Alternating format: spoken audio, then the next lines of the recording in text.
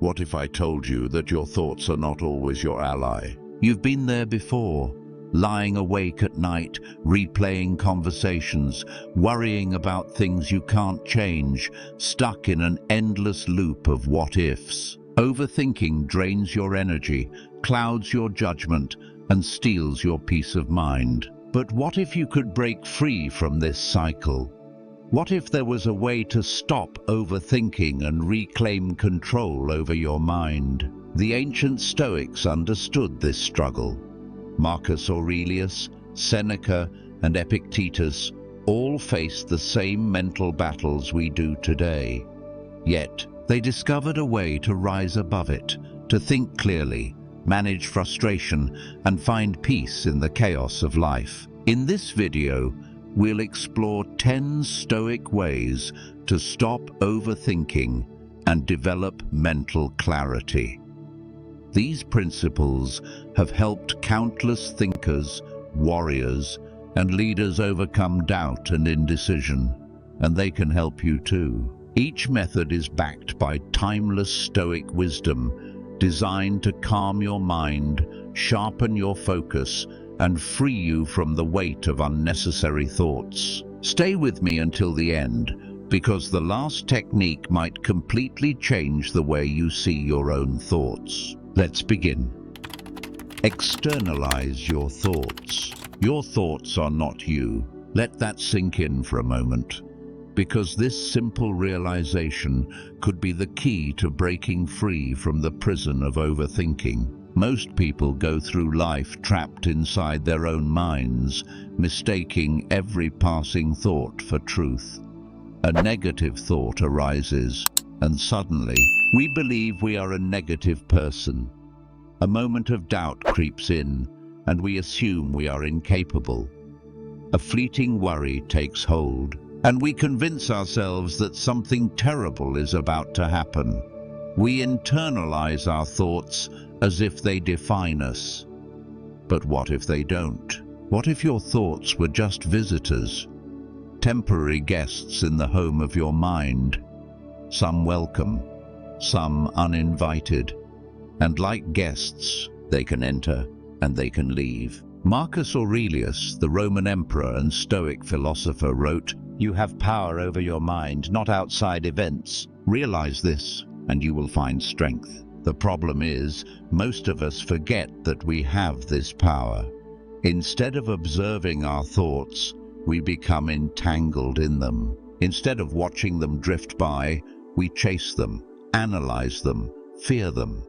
Our minds replay old conversations, anticipate worst-case scenarios, imagine failures before they even happen, and in doing so, we turn simple thoughts into burdens, worries into chains, possibilities into paralysis. This is what overthinking does. It traps you in a cycle of mental exhaustion. You try to think your way out of a problem, but the more you think, the deeper you sink. But the Stoics discovered something profound. Your thoughts are not reality. They are merely interpretations, and interpretations can be changed. Imagine for a moment that every anxious thought in your mind is not actually your own. Instead, picture it as a voice in the wind, whispering worries that do not belong to you. If you can observe it without engaging, without clinging to it, you will see how quickly it loses its power. This is what the Stoics practiced: externalization of thought. Rather than absorbing every thought as truth, they trained themselves to step back and watch their minds objectively, to see their thoughts, but not become them, to acknowledge their emotions, but not be controlled by them. Think about it like this. Imagine you are standing beside a vast river. The water flows endlessly, carrying leaves, twigs, and debris down its current. Some objects catch your eye, some trigger emotions, but you don't jump into the river. You don't fight the current. You simply stand and watch. Now apply that same practice to your mind. Your thoughts are the river, but you are the observer. The problem arises when you mistake the river for yourself, when you identify so strongly with your thoughts that you feel the need to grab onto them, analyze them, dissect them. That's when you get swept away. Epictetus, another great Stoic teacher, once said, "Men are disturbed not by things, but by the views they take of them." In other words, your suffering does not come from your thoughts. It comes from the meaning you assign to them. A thought only has power over you if you believe in it. But what happens when you stop believing? What happens when you treat it as just another passing cloud in the sky? The next time an anxious or intrusive thought enters your mind, pause. Don't resist it. Don't fight it. Instead, label it. Say to yourself, "That's fear," or "That's self-doubt." The moment you label it, you create distance. You separate yourself from the thought. And once you do that, it loses its hold on you. This technique is not just philosophical, it is deeply practical. Neuroscientists have found that labeling emotions and thoughts reduces their intensity. When you name what you feel, your brain shifts from the emotional centers to the rational centers, allowing you to detach and regain control. Try this experiment. The next time you feel overwhelmed by overthinking, write your thoughts down. Put them onto paper as if they belong to someone else. Then step back and read them objectively. What do you notice? Often, the thoughts that felt so powerful in your mind seem far less significant when written down. That's because they were never as real as they seemed. They were simply echoes in your mind, amplified by your attention. Now let's take this idea even further. Imagine someone walks up to you and starts shouting irrational nonsense. They tell you the world is ending, that everyone hates you, that nothing will ever go right in your life. Would you believe them? Or would you dismiss them as just noise? Your overthinking mind does the same thing. It throws irrational fears, assumptions, and anxieties at you. But none of it is reality. It's just noise. And like any noise, you have the power to tune it out. But this requires practice. So here's your challenge. Today, for just 5 minutes, practice watching your thoughts as if they belong to someone else. Imagine sitting in a crowded cafe, hearing snippets of conversation from strangers. You don't react. You don't get involved. You just listen and let them pass. Or picture yourself sitting on the side of a busy road. The cars, your thoughts, rush past. But you don't chase them. You don't stop them. You don't control them. You just watch them go. The more you practice, the easier it becomes. And the more you detach, the more you realize something powerful. You were never trapped in overthinking. You just forgot that you had the key to step out of it all along. And now that you've taken back control, it's time to go even deeper. Because once you learn to externalize your thoughts, the next challenge is knowing what to focus on. Not all thoughts are worth your attention.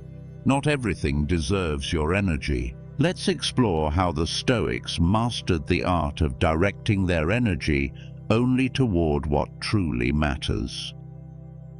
Control what you can, ignore what you can't. Imagine trying to control the wind, or the ocean's tides, or the passage of time.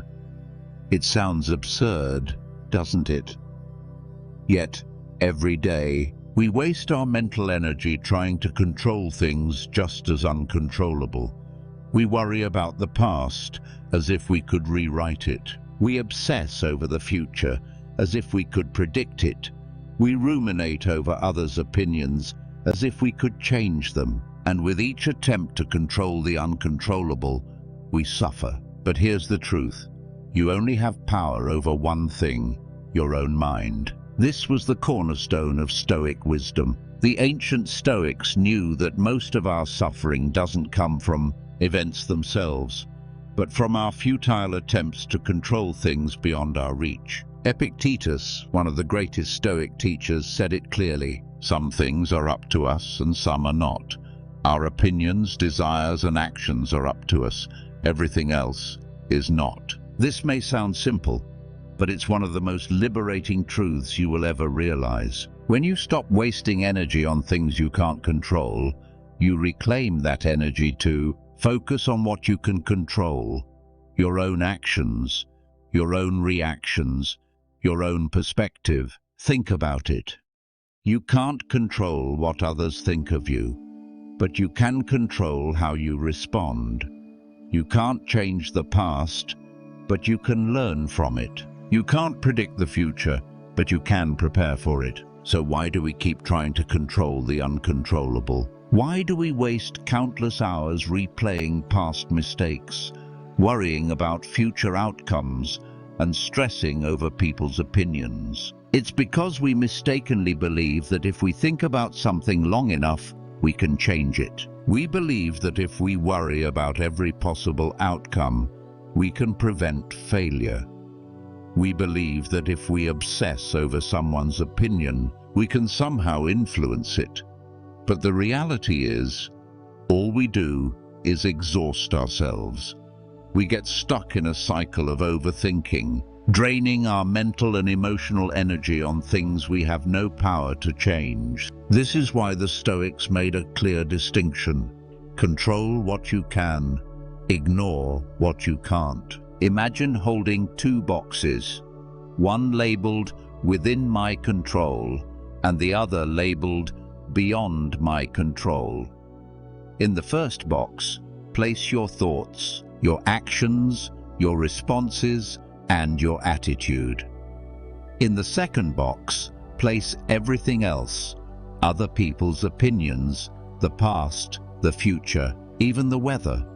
Once you've sorted them out, close the box labeled "beyond my control" and walk away, because nothing you do will change what's inside that box.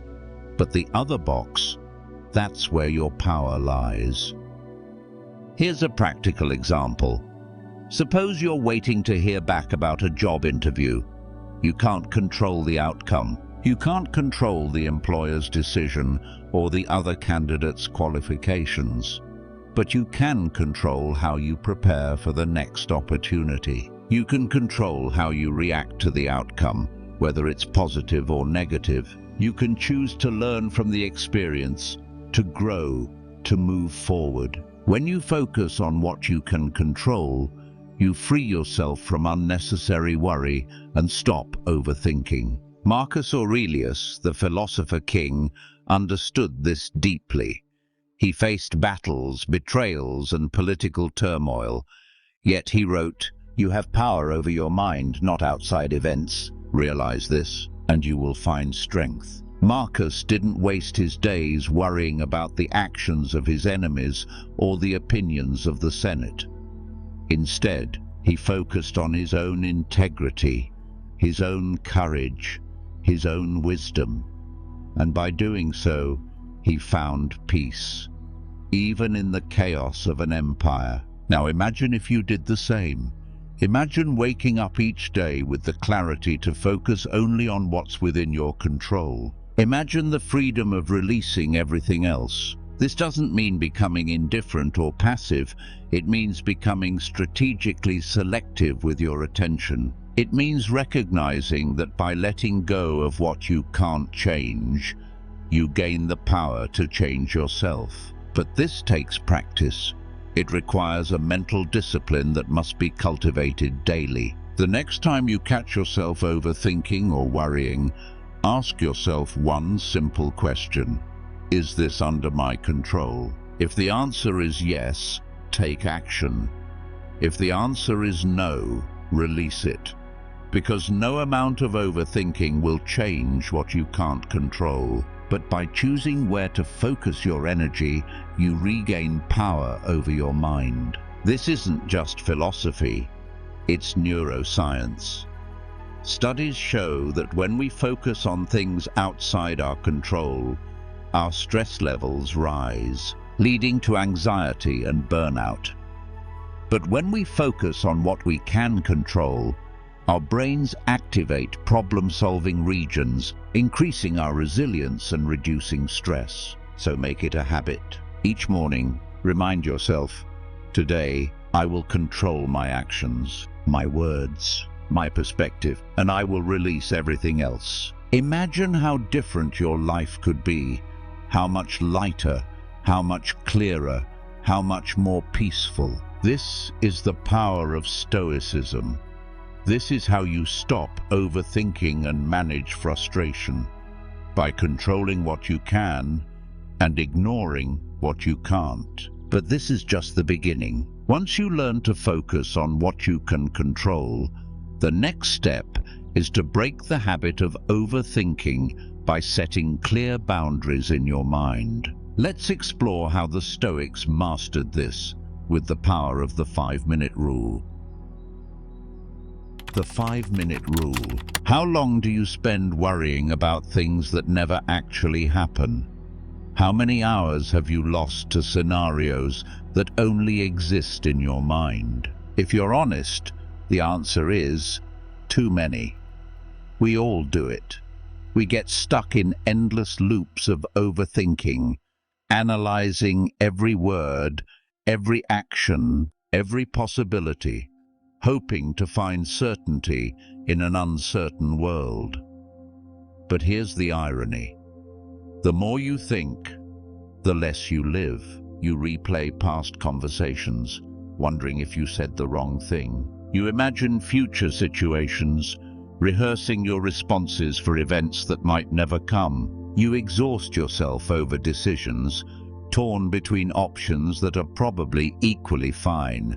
And while your mind races, life passes you by, moment by moment. This is the trap of overthinking. It creates the illusion of control, but all it really does is steal your time, your peace, and your joy. But what if there was a way to break this cycle? What if there was a simple rule to contain your overthinking and give you your life back? That's where the 5-minute rule comes in. The 5-minute rule is deceptively simple, yet incredibly powerful. It's about setting a mental boundary, giving yourself permission to think about a problem, but only for 5 minutes. After that, you let it go. Why 5 minutes? Because that's enough time to analyze a situation without overanalyzing it. It's enough time to think things through without getting lost in thought. And most importantly, it forces you to make a decision instead of staying stuck in indecision. This isn't just a productivity hack, it's a Stoic practice. The Stoics believed that overthinking is a form of wasted energy. They understood that no amount of rumination can change the past, and no amount of worry can predict the future. All we have is the present moment, and we should use it wisely. Seneca, the Roman Stoic philosopher, once said, "We suffer more in imagination than in reality." Think about that. How much of your suffering is real, and how much is imagined? How many sleepless nights have you endured, replaying worst-case scenarios that never came true? How many joyful moments have you missed because you were lost in your own head? The 5-minute rule is designed to bring you back to reality. It's a tool to help you stop overthinking and start living. Here's how it works. The next time you find yourself spiraling into overthinking, set a timer for 5 minutes. Give yourself full permission to think about the issue as much as you want. Write down your thoughts. List out the pros and cons. Imagine the possible outcomes. But when the timer goes off, you stop. You make a decision, or you decide to revisit it later, but either way, you let it go. This may sound simple, but it's incredibly effective. Why? Because it forces you to take control of your thoughts, instead of letting your thoughts control you. Imagine your mind as a room full of voices. Each thought is a voice competing for your attention. Some are loud and demanding, others are quiet whispers of doubt. If you let them, they'll talk over each other endlessly, creating mental chaos. But when you set a timer, you take charge. You become the moderator, deciding who speaks and for how long. This is the essence of Stoicism. It's about training your mind to focus on what matters and ignoring what doesn't. It's about recognizing that you are not your thoughts. You are the observer of your thoughts. And as the observer, you have the power to choose which thoughts deserve your attention. This is exactly what Marcus Aurelius practiced. As the Emperor of Rome, his mind was constantly bombarded with decisions, military strategies, political betrayals, personal tragedies. But he didn't let his mind run wild. He disciplined his thinking. He wrote in his journal, "If you are distressed by anything external, the pain is not due to the thing itself, but to your estimate of it, and this you have the power to revoke at any moment." Marcus knew that most problems are not as big as they seem, and most thoughts are not as important as they feel. By setting limits on his thinking, he freed himself from unnecessary worry. Now, I know what you might be thinking. What if I still feel anxious after 5 minutes? What if the thoughts keep coming back? That's normal. You can't control when thoughts arise, but you can control how long you engage with them. The 5-minute rule isn't about suppressing thoughts. It's about containing them. It's about teaching your mind that not every thought deserves your time. Here's a trick to make it easier. After the 5 minutes are up, distract yourself with an activity that requires your full attention. It could be something as simple as doing the dishes, going for a walk, or reading a book. The goal is to redirect your mental energy to break the cycle of rumination. If the thoughts come back later, that's okay. You can revisit them, but only for another 5 minutes. No more, no less. This mental discipline may feel strange at first, but with practice, it becomes second nature. And as you get better at it, you'll notice something remarkable. The thoughts lose their power. They become background noise, like distant chatter at a cafe. You hear them, but they no longer control you. You're no longer a prisoner of your own mind. This is the power of the 5-minute rule. It's about reclaiming your time, your peace, your life. It's about learning to think clearly without getting stuck in thought. But here's the thing. The 5-minute rule is just one tool. It helps you set boundaries on overthinking, but it doesn't eliminate it entirely. For that, you need to go even deeper. You need to understand the impermanence of thoughts, to realize that nothing lasts forever, not even your worries. Let's explore how the Stoics mastered this, with the practice of embracing impermanence and letting go. Focus on the present. Where is your mind right now? Is it replaying yesterday's regrets, or is it racing ahead to tomorrow's worries? If you're like most people, your mind is everywhere except here. This is the root of overthinking. We get trapped in the past, reliving mistakes, wishing we could change what's already done. Or we project ourselves into the future, anticipating problems, fearing outcomes that haven't even happened yet. And in doing so, we miss the only moment that truly exists, the present. The Stoics understood this better than anyone. They recognized that life is lived in the now, not in the memory of yesterday or the anticipation of tomorrow. Marcus Aurelius, the philosopher king, wrote, "Confine yourself to the present." Think about that. Confine yourself, not in the sense of restriction, but of liberation. Because the present moment is the only place where you have power. It's the only place where you can act, change, experience, live. Everything else is an illusion. When you dwell on the past, you are chasing shadows. When you worry about the future, you are fighting ghosts. Neither one is real, yet they consume so much of your energy, so much of your peace. How often do you find yourself lost in thought, replaying old conversations, wondering how things might have been different if you had said this or done that. How many nights have you lain awake, imagining worst-case scenarios, fearing outcomes that never actually come to pass? This is the trap of overthinking. It lures you out of the present moment, robbing you of your mental clarity and emotional peace. But there is a way out. Focus on the present. This sounds simple, almost too simple, but it's one of the most powerful practices you can cultivate. Because when you anchor yourself in the present, overthinking loses its grip. You stop feeding the past with regrets, and you stop feeding the future with fears. You break free from the cycle of rumination and find peace in the now. But how do you do this? How do you stay present when your mind constantly pulls you backward and forward? The Stoics had a practice for this, and it's as relevant today as it was 2,000 years ago. They practiced mindfulness, not in the modern sense of meditation apps and breathing exercises, but in the pure, practical sense of being fully engaged in whatever they were doing, whether it was speaking to a friend, leading an army, or simply eating a meal. They focused entirely on the task at hand, without distraction, without anticipation, without regret. Seneca, another great Stoic philosopher, wrote, "True happiness is to enjoy the present without anxious dependence upon the future." This wasn't just philosophy for him, it was a way of life.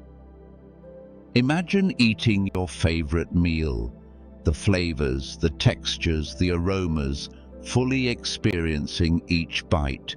But how often do you actually do that? More likely, your mind is somewhere else, thinking about an email you forgot to send, worrying about a conversation you had earlier, planning your to-do list for tomorrow. And while your body is eating, your mind is miles away. You're not really present. The Stoics would remind us, this moment will never come again. This meal, this breath, this heartbeat, once it passes, it's gone forever. So why waste it on things that aren't even real? This is why they practiced returning to the present over and over again. Because they understood that life is a series of present moments, and the quality of your life depends on how present you are for them. Here's a simple practice you can start today.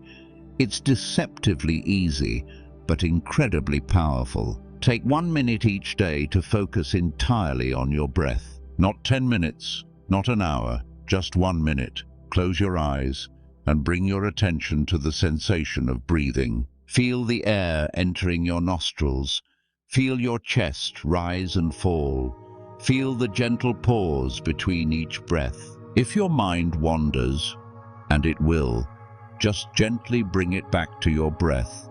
No judgment, no frustration, just a gentle return, over and over again. This is the essence of Stoic mindfulness.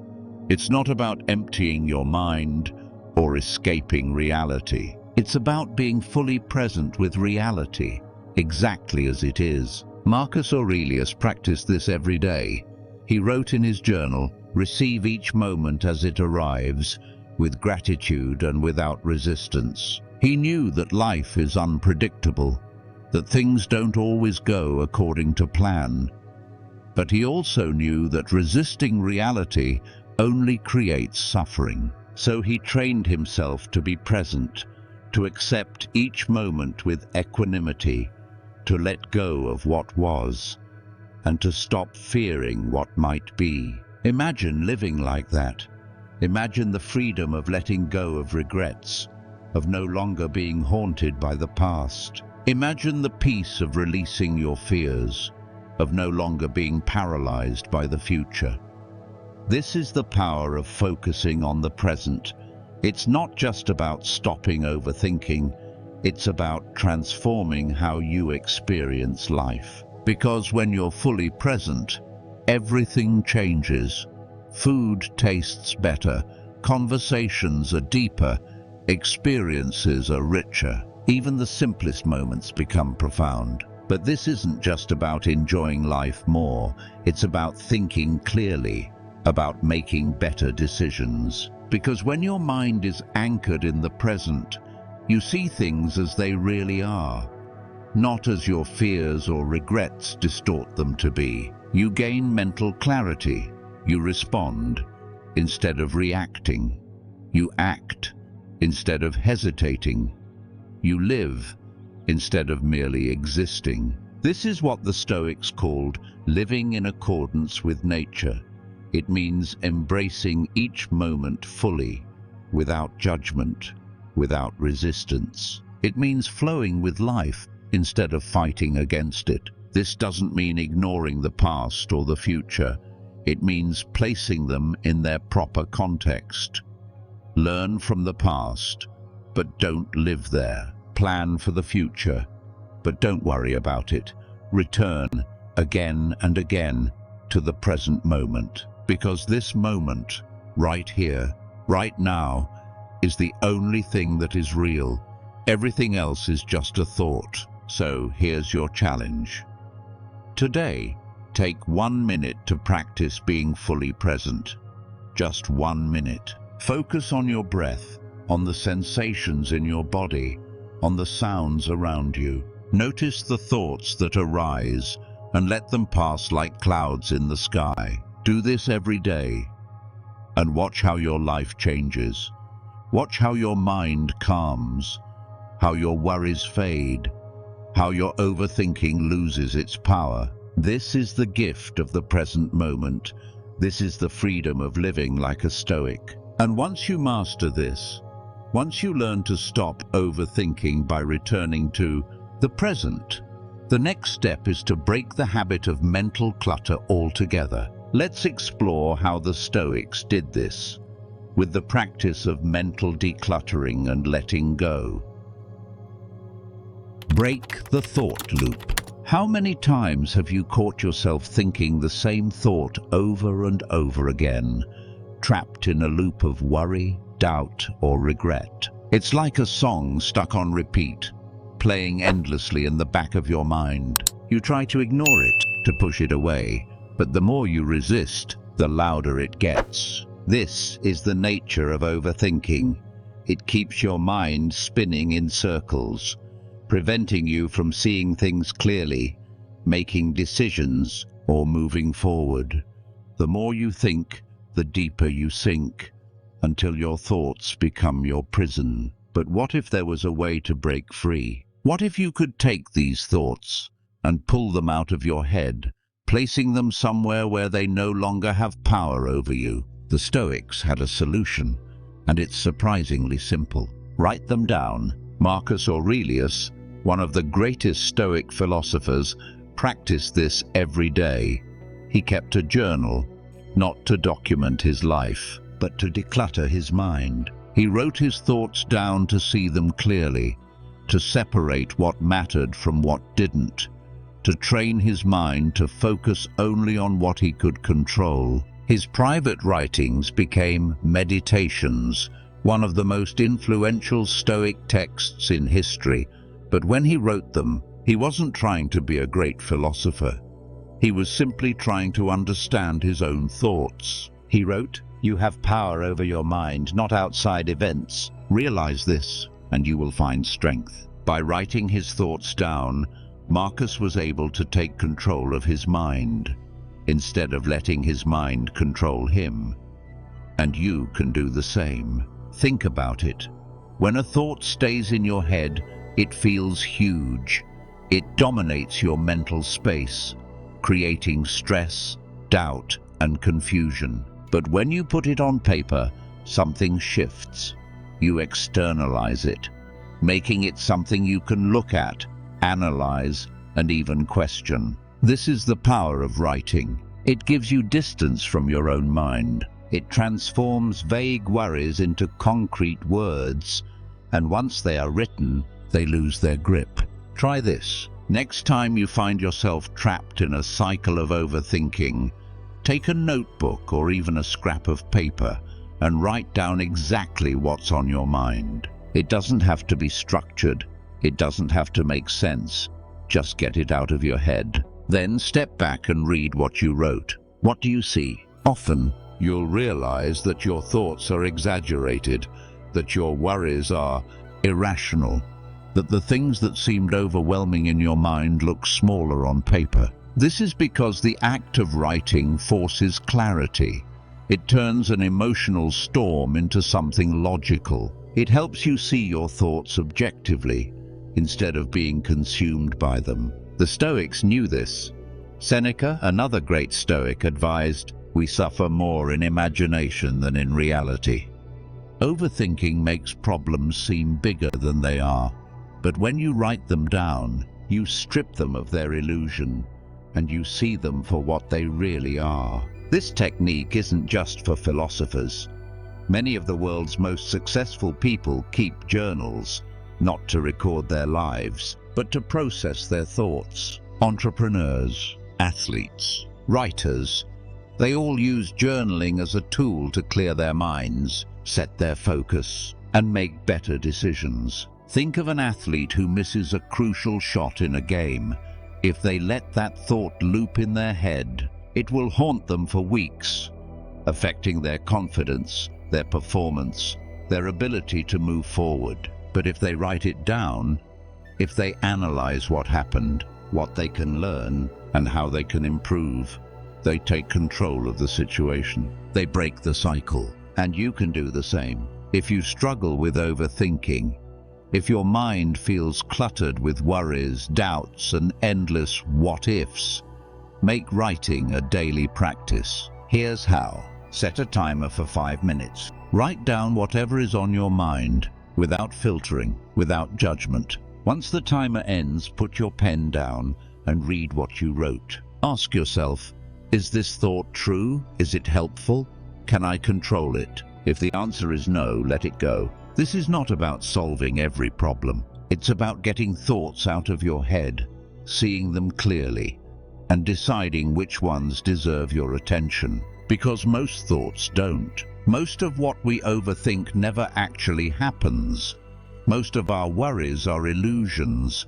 Writing helps us see that. And here's the surprising part. The moment you write something down, your brain sees it as handled.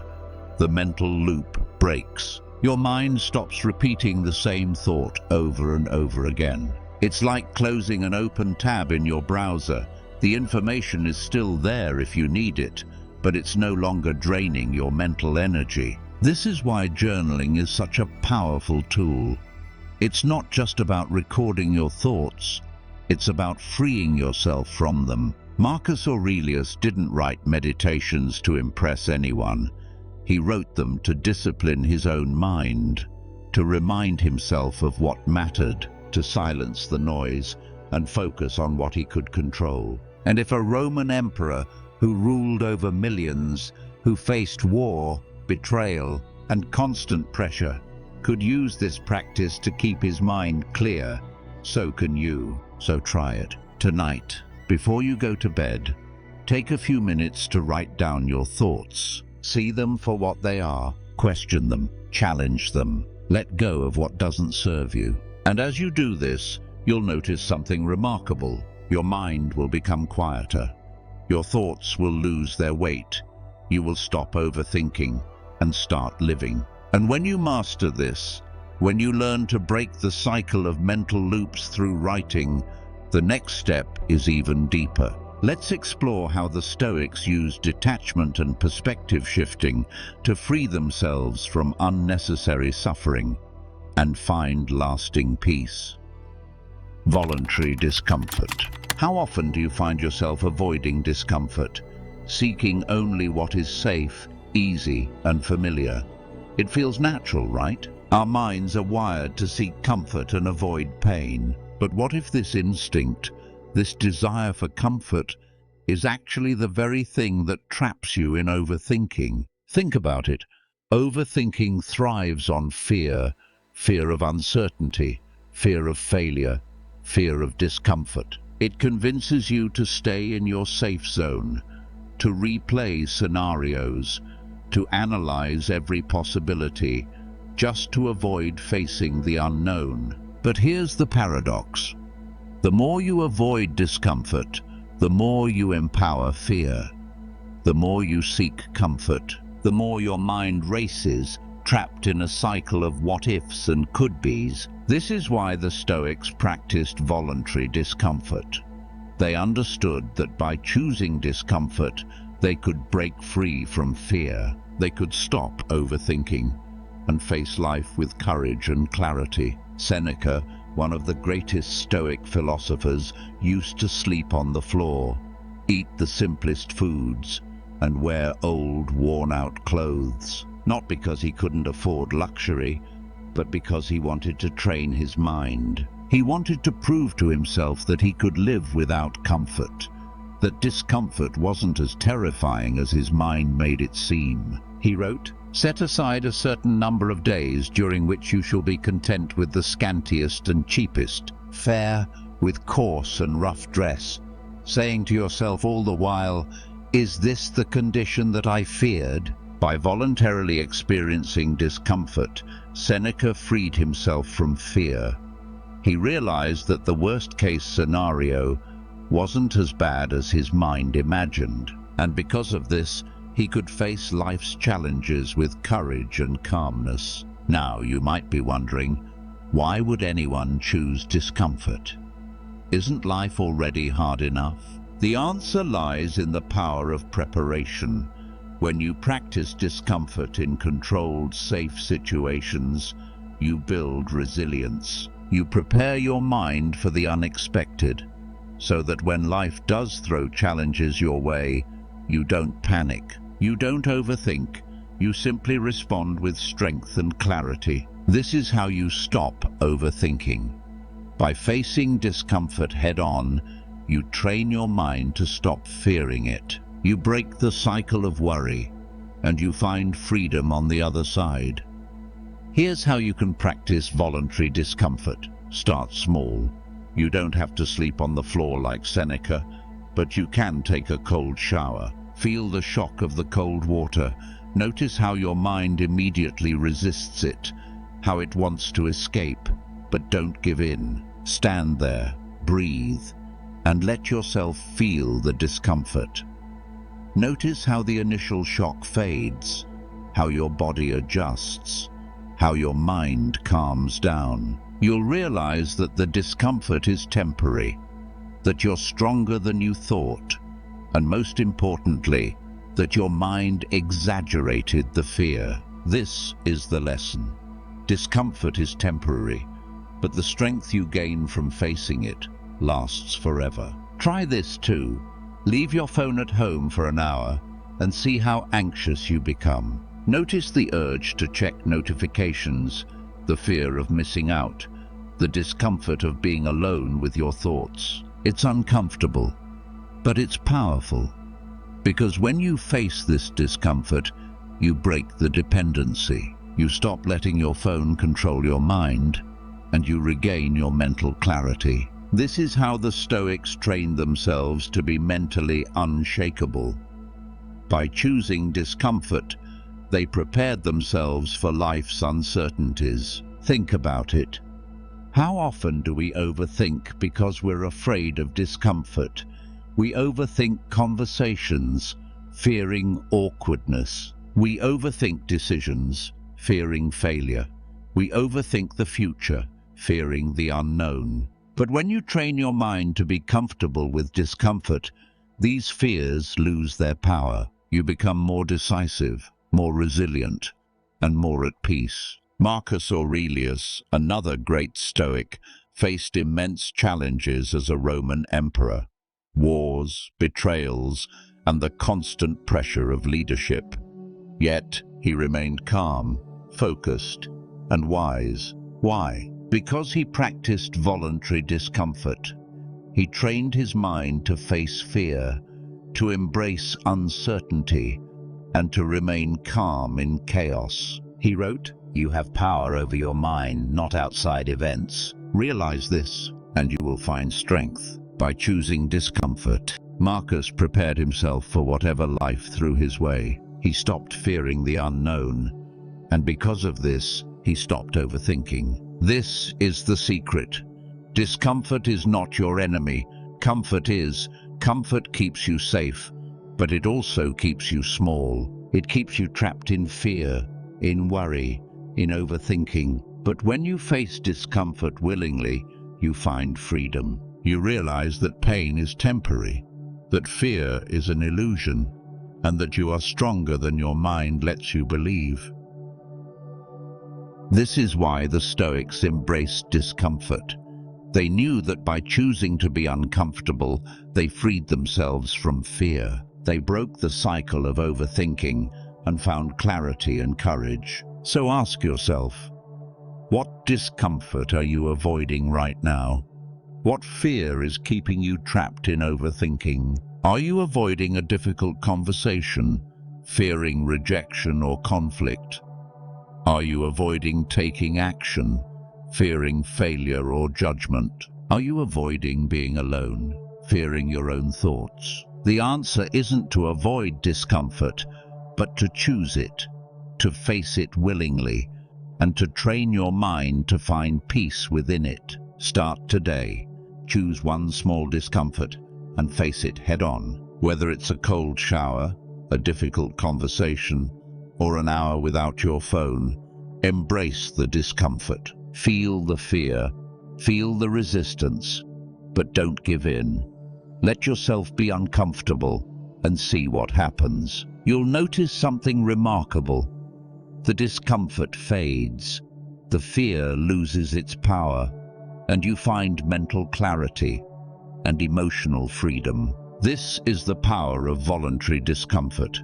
It's not about suffering. It's about strengthening your mind, breaking the cycle of overthinking, and finding freedom on the other side of fear. So try it.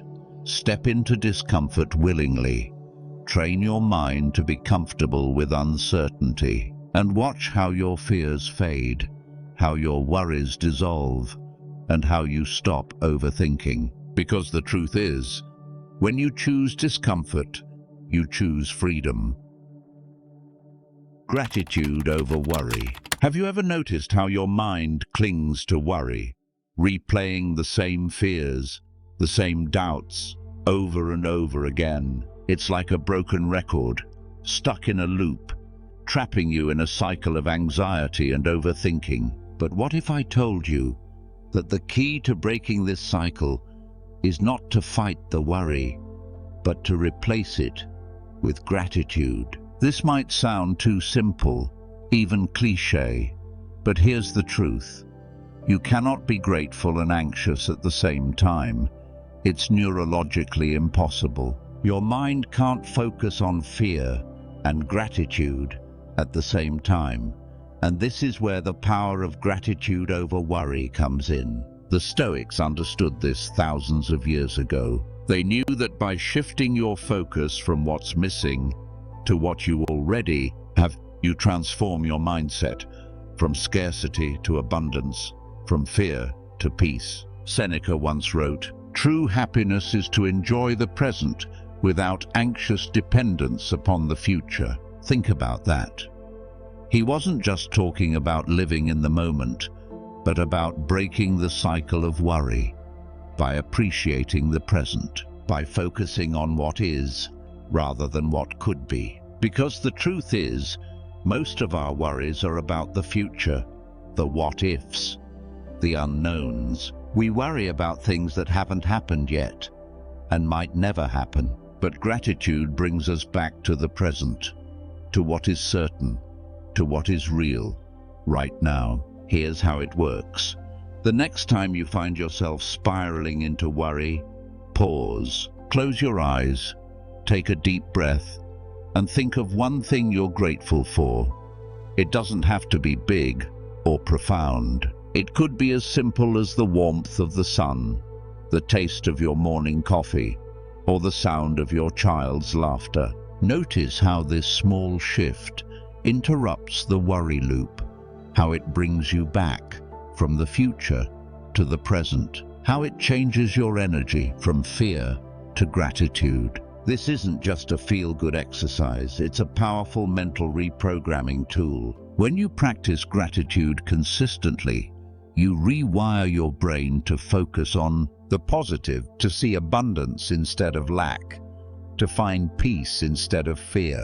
Marcus Aurelius practiced this too.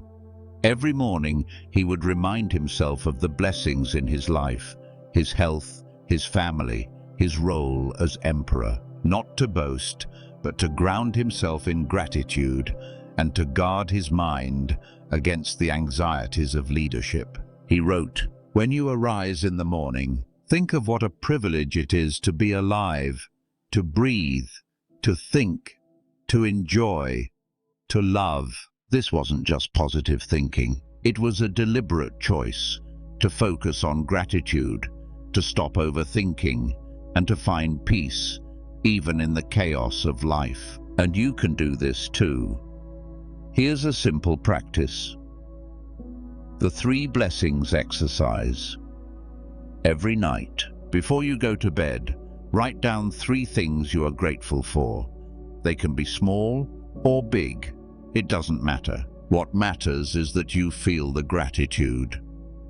It might be difficult at first, especially if you've had a tough day, but that's exactly why it's so powerful. It forces your mind to find the good, even in the bad, to see the light, even in the darkness. For example, if you had a stressful day at work, you could be grateful for having a job, for the opportunity to learn and grow, or simply for the hot shower that helped you relax afterward. If you argued with someone you care about, you could be grateful for the relationship itself, for the chance to communicate and understand each other better, or even for the lesson learned from the conflict. By shifting your focus from what went wrong to what went right, you break the cycle of worry. You stop dwelling on the negative and you start appreciating the positive. This isn't about ignoring your problems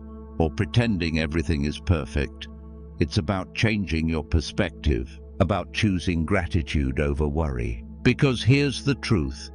You can't control everything that happens to you, but you can control how you respond. You can choose to worry, to dwell on the negative, to overthink every possibility. Or you can choose gratitude, to focus on the good, to find peace in the present moment. Epictetus said it best. It's not what happens to you, but how you react to it that matters. This is the essence of Stoicism and the secret to stopping overthinking. It's not about changing your circumstances, but about changing your perspective. Imagine this.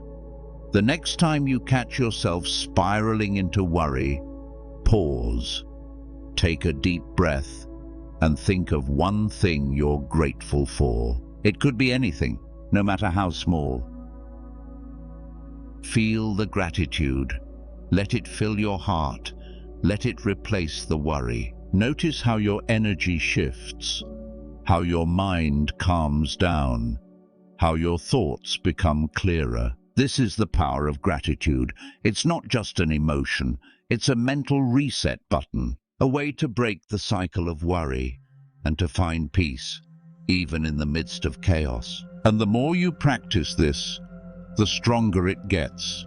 You start seeing gratitude everywhere, even in the challenges, even in the pain. You realize that every obstacle is an opportunity to grow, to learn, to appreciate. This is what the Stoics understood, that life is full of challenges, but it's also full of blessings, and it's up to you to choose where to focus, to either dwell on the problems or to appreciate the gifts. So try it.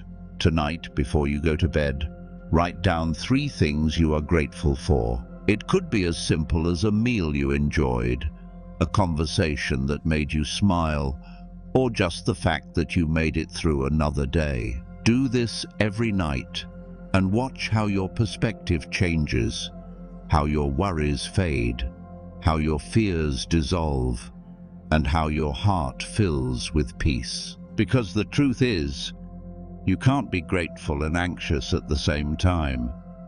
And when you choose gratitude, you choose peace. This is how you stop overthinking, not by fighting your thoughts, but by replacing them with gratitude. By choosing to see the good, even when life is tough. By appreciating what you have, instead of worrying about what you lack. This is the power of gratitude over worry, and it's yours if you choose it. So, will you? Take action. Overthinking is often the child of hesitation. The longer you wait, the more doubts creep in. You question your abilities, your decisions, and soon you're trapped in a cycle of paralysis by analysis. But what if the solution was simpler than you thought? What if the key to stop overthinking was to take action immediately? This isn't just about productivity, it's about reclaiming your mind from the clutches of worry and indecision. The Stoics understood this, and they practiced it daily. They knew that the more you think, the less you act. And the less you act, the more you think. It's a vicious cycle, a loop that keeps you stuck, questioning every move, fearing every outcome. Marcus Aurelius, a man who ruled an empire amidst wars and plagues, knew the power of action. He wrote, "Waste no more time arguing about what a good man should be. Be one." Do you see the power in that? Don't think, do. Stop debating. Stop analyzing. Stop waiting for the perfect moment and just act. Overthinking thrives on hesitation. It feeds on the space between intention and action. The longer you wait, the more your mind fills with doubts, fears, and insecurities. But the moment you take action, even the smallest step, you break that cycle. You shift from thinking clearly to doing clearly. Imagine this. You're standing at the edge of a cold pool, contemplating whether to jump in. The longer you stand there, the colder it feels, the scarier it becomes. But the moment you jump, you realize it's not as cold as you thought. Your body adapts, your mind clears, and you start swimming. That's the power of action. It shatters illusions, it breaks fears, it stops overthinking. Seneca, another great Stoic philosopher, knew this well. He wrote, "It is not because things are difficult that we do not dare. It is because we do not dare that they are difficult." Think about that. Most of our fears, our worries, our overthinking come from inaction. We blow things out of proportion. We imagine worst-case scenarios. We create problems that don't even exist, simply because we refuse to act. So how do you break this cycle? How do you take action, even when your mind is flooded with doubts? Here's a powerful technique, the 5-second rule. The moment you feel an impulse to act, whether it's making a call, sending an email, or speaking up in a meeting, count down from 5, 4, 3, 2, 1, and move. Don't think, don't analyze, just act. This simple countdown interrupts the habit of overthinking and propels you into action. It bypasses the part of your brain that's responsible for worry and activates the prefrontal cortex, the part that controls decision-making and action. It's like pushing a reset button for your mind. It cuts off the noise, the doubts, the fears, and puts you in motion. Because here's the truth. Action breeds clarity. The more you move, the clearer things become. You learn by doing, not by thinking. You gain confidence, not by analyzing every possibility, but by facing uncertainty head-on. Epictetus, the Stoic slave who became a philosopher, understood this better than anyone. He taught his students, first, say to yourself what you would be, then do what you have to do. Don't just think about it, do it. Take the first step, even if it's small, even if it's imperfect. Progress beats perfection. Action beats anxiety. And here's the beauty of it. Every time you act, you reprogram your mind. You teach it that fear is just an illusion, that doubts are just thoughts, that worry is just noise. You prove to yourself that you are stronger than your fears, that you are braver than your doubts, that you are capable of more than you imagined. Imagine the freedom of this mindset. No more procrastination, no more second guessing, no more paralysis by analysis, just clear action, fueled by purpose, guided by courage, rooted in Stoic wisdom. Here's another way to practice this. The 1-minute rule. If a task takes less than a minute to do it immediately. Don't add it to your to-do list. Don't overthink it. Don't delay. Just act. This can be as simple as responding to an email, making your bed, or putting away your dishes. Small actions that build momentum, that train your mind to act rather than hesitate. And if the task is bigger, break it down into smaller steps. Don't overwhelm yourself with the entire project. Just focus on the next action. Not the whole book, but the first sentence. Not the entire presentation, but the first slide. Not the whole workout, but the first rep. This is how you stop overthinking, by shrinking your fears into manageable actions, by moving, even when you don't feel ready, even when you're scared, even when you're uncertain. Because here's the truth. Clarity comes from action, not thought. Confidence comes from doing, not waiting. Courage comes from facing your fears, not running from them. This is the Stoic way, to act in the face of uncertainty, to move in the midst of doubt, to choose courage over comfort, action over inaction, progress over perfection. Marcus Aurelius knew this well. He faced battles, betrayals, plagues, and yet he moved forward, one step at a time. He didn't wait for certainty. He didn't wait for perfection. He acted with purpose, with courage, with wisdom. He wrote, "If it is not right, do not do it. If it is not true, do not say it. If it is not useful, do not think it." This is how you take action, the Stoic way. By focusing on what is right, on what is true, on what is useful, and by letting go of everything else. So, the next time you find yourself trapped in overthinking, move. Take one small step, no matter how imperfect, no matter how scary. And then take another and another, because the truth is, action destroys fear. And the only way to stop overthinking is to take action. Memento Mori. What if I told you that the secret to peace is remembering that you will die? Sounds strange, doesn't it? But this is the wisdom behind one of the most profound Stoic practices, Memento Mori. Remember, you are mortal.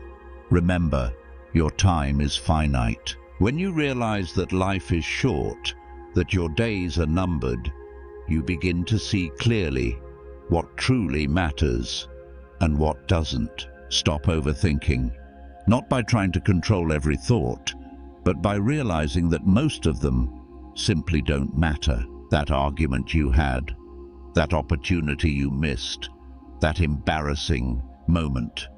In the grand scheme of things, they're insignificant, fleeting, temporary. When you remember that you are mortal, you stop giving power to trivial worries and start focusing on what truly counts. The Stoics understood this, and they embraced it fully. Marcus Aurelius, the philosopher emperor, wrote in his private journal, "You could leave life right now. Let that determine what you do, say, and think." This wasn't meant to be morbid, it was meant to be liberating. When you accept your mortality, you stop wasting time on petty arguments, on meaningless fears, on doubts that hold you back. You realize life is too short to worry about things that don't matter. Imagine this. If you knew today was your last day on Earth, would you still be overthinking that conversation from last week? Would you still be worrying about that mistake at work? Would you still be anxious about what others think of you? Probably not. You'd focus on what truly matters. You'd call the people you love. You'd express your gratitude. You'd live fully, without fear, without hesitation, without regret. Memento Mori is not about fearing death. It's about embracing life with urgency, with purpose, with clarity. When you remember that your time is limited, you don't waste it. You don't waste it on worries. You don't waste it on regrets. You don't waste it on overthinking. You live boldly. You act courageously. You love deeply, because you know tomorrow is not guaranteed. Seneca, another great Stoic philosopher, wrote, "Let us prepare our minds as if we'd come to the very end of life. Let us postpone nothing. Let us balance life's books each day. The one who puts the finishing touches on their life each day is never short of time." This is the essence of mental clarity, to live each day as if it were your last, to make peace with the past, to let go of regrets, and to fully engage with the present moment. Because here's the truth: overthinking is a luxury of the procrastinator. It's the habit of those who believe they have time to waste. But when you remember that your time is finite, you can't afford to overthink. You can't afford to live in the past. You can't afford to worry about the future. You can only afford to be present. So, how do you practice Memento Mori? How do you remind yourself that life is fleeting without falling into fear or despair? One powerful way is to reflect daily on your mortality. This doesn't mean dwelling on death. It means awakening to life. Every morning, ask yourself, if today were my last day, how would I live it? And every evening, reflect on your day. If I don't wake up tomorrow, did I live today fully? Did I love fully? Did I make a difference? This isn't about adding pressure. It's about finding clarity. It's about stripping away the noise, the worries, the overthinking, and focusing on what truly matters. When you live with the awareness of death, you live with intention. You choose your battles wisely. You forgive easily. You express love openly, because you realize nothing is more important. This is how you achieve mental clarity, by aligning your actions with your values, by letting go of trivialities, by focusing on what truly matters. Marcus Aurelius practiced this daily. He wrote, "Do not act as if you were going to live 10,000 years. Death hangs over you. While you live, while it is in your power, be good." Think about that. While you live, be good. Not perfect, not flawless, not without mistakes, but good. Good to yourself, good to others, good to the world. This is how you stop overthinking, by realizing that most of your worries don't matter in the end, that in the face of death, your fears shrink, your doubts fade, your overthinking dissolves. Imagine living each day as if it were your last, not in a reckless way, but in a purposeful way. Would you still hold on to grudges? Would you still worry about what others think? Would you still hesitate to pursue your dreams? Or would you act boldly, love deeply, forgive freely, and live fully? This is the power of Memento Mori.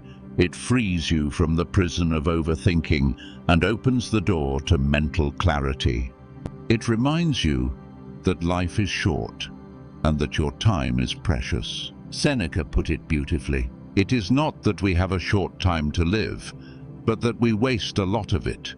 Life is long enough if you know how to use it. This is the Stoic way, to live wisely by remembering that you will die, to choose purpose over procrastination, action over hesitation, clarity over overthinking. So, the next time you find yourself trapped in worry, in doubt, in overthinking, remember this: you are mortal, your time is limited, your days are numbered. Don't waste them on fears that don't matter, on doubts that hold you back, on worries that steal your peace. Instead, live fully, love deeply, act courageously, and let the awareness of death bring you to the clarity of life. This is the wisdom of Memento Mori: not to fear death, but to embrace life; not to avoid thinking, but to think clearly; not to dwell in worry,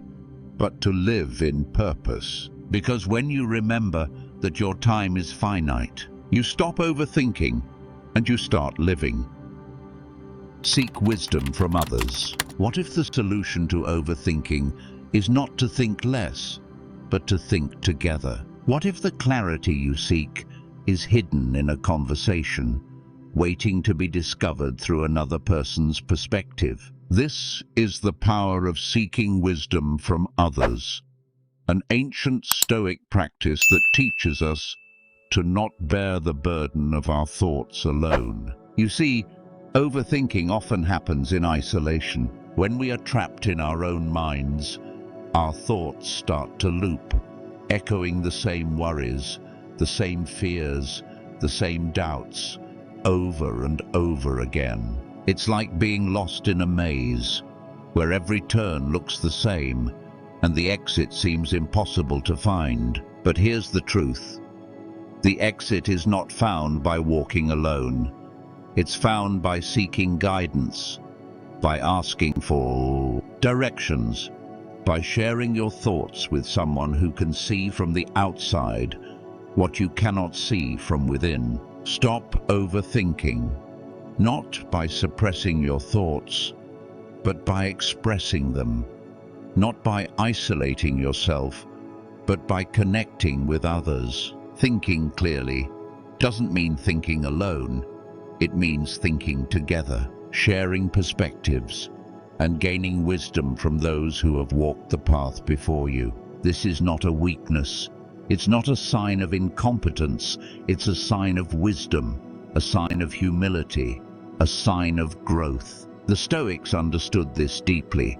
They knew that no one is wise enough to see everything clearly on their own. Even the greatest Stoic philosophers sought wisdom from others. Marcus Aurelius, the philosopher emperor, kept close advisors, wise men whom he trusted, to challenge his thoughts, to expand his perspective, to help him see beyond his own biases. He wrote, "If someone is able to show me that what I think or do is not right, I will happily change, for I seek the truth, which has never harmed anyone." The harm is to persist in one's self-deception and ignorance. This is the essence of Stoic ways: to seek truth, not pride; to seek wisdom, not validation; to seek understanding, not agreement. But why is this so powerful?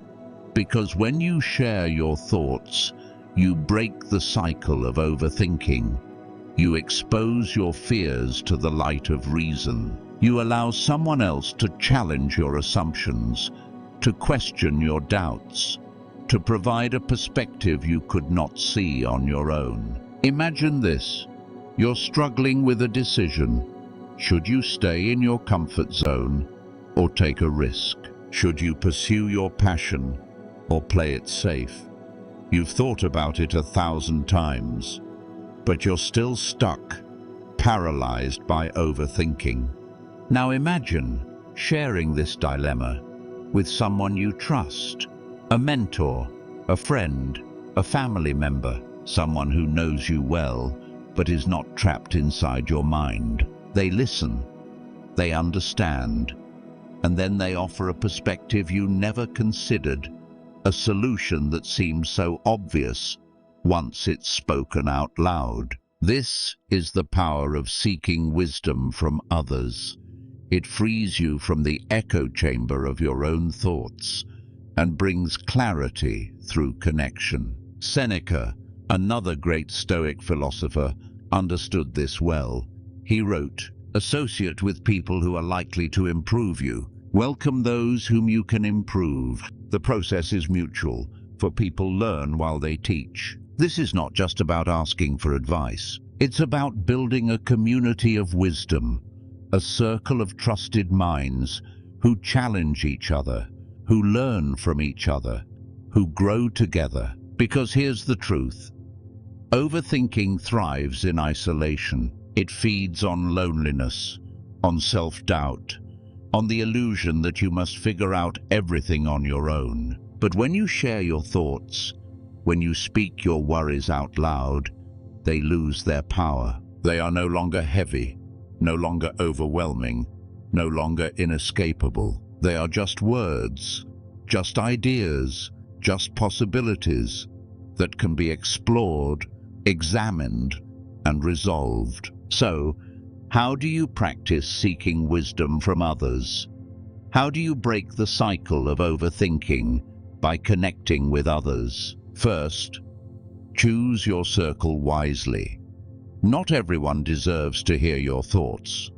Not everyone is capable of giving you wisdom. Choose people who are grounded, who are wise, who care about you, but are not afraid to challenge you. Second, be vulnerable. Share your thoughts honestly, without pretending to have it all figured out. Share your doubts, your fears, your questions, your confusion. Allow yourself to be human, to be imperfect, to be uncertain. Third, listen openly. Don't just seek validation. Don't just seek agreement. Seek perspective. Seek wisdom. Seek growth. Listen without defensiveness, without ego, without the need to be right. This is how you stop overthinking, by inviting others into your mind, by allowing their light to shine on your shadows, by letting their wisdom expand your vision. Epictetus, another Stoic sage, said it beautifully. We have 2 ears and 1 mouth so that we can listen twice as much as we speak. This is the heart of thinking clearly. To listen more, to speak less, to learn from others, to see through their eyes, to understand through their experiences. Because here's the paradox. The more you share your thoughts, the more you learn to think on your own. The more you seek wisdom from others, the wiser you become yourself. The more you open your mind, the clearer your vision becomes. Imagine living this way, never trapped in your own mind, never weighed down by overthinking, never alone in your thoughts, always connected, always growing, always learning, always expanding your perspective. This is how the Stoics lived. This is how they achieved mental clarity, not by isolating themselves, but by seeking wisdom from others, not by closing their minds, but by opening them to new perspectives, not by thinking alone, but by thinking together. So, the next time you find yourself trapped in overthinking, the next time your mind is looping in worries, the next time your thoughts are too heavy to carry, reach out, share your thoughts, speak your worries, ask for guidance, seek wisdom from others. You are not alone. You don't have to figure it all out by yourself. You don't have to carry the weight of your thoughts in silence. This is the Stoic way. To be humble enough to ask for help, wise enough to listen, and brave enough to grow. So, who will you reach out to today? Who do you trust to see what you cannot see? Who can help you break the cycle of overthinking? Seek them out. Speak your mind, share your thoughts, and discover the wisdom that lies not within, but between. This is how you stop overthinking not by isolating yourself, but by connecting with others, not by thinking alone, but by thinking together. This is the Stoic way, the way of wisdom, the way of clarity, the way of peace. Because when you share your thoughts, you find the freedom to live fully. You now have 10 powerful Stoic principles to break free from overthinking and achieve mental clarity. Each lesson is a reminder that your mind is yours to control, that your thoughts do not define you, and that true peace comes from focusing only on what you can change. Externalize your thoughts. Separate yourself from the endless stream of worries. Control what you can. Ignore what you can't. Free yourself from frustration over things beyond your reach.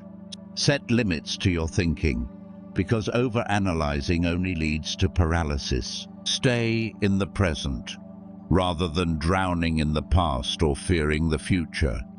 Write down your thoughts so they no longer control you. Embrace discomfort and grow stronger through voluntary hardship. Shift worry into gratitude, because you cannot be grateful and anxious at the same time. Turn thoughts into action, because hesitation feeds fear, but action builds confidence. Remember Memento Mori. Life is too short to waste on meaningless worries. And finally, seek wisdom from others, because no one sees everything clearly on their own. These principles are not just ideas, they are tools. They are meant to be practiced daily, applied in real life, tested in moments of doubt. The Stoic way is not about passive understanding, but about living with clarity, resilience, and purpose. So, which Stoic lesson resonated with you the most? Which principle will you start applying today? Share your thoughts in the comments, because your insights might help someone else on their journey. If this video brought you clarity, strength, or a new perspective, let us know by liking this video and subscribing for more timeless Stoic wisdom. And remember, overthinking is just a habit, but clarity is a choice you can make right now.